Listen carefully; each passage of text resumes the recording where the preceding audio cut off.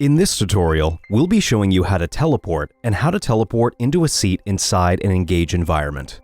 There are many different headset options. We'll be using a Quest 2 for this demonstration.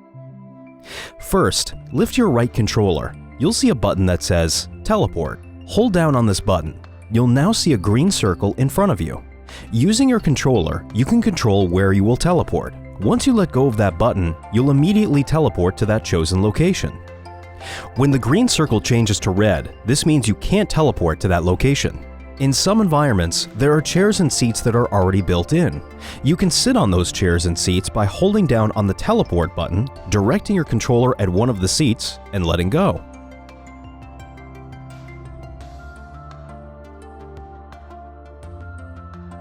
To leave the seat, simply teleport to a non-seated part of the environment.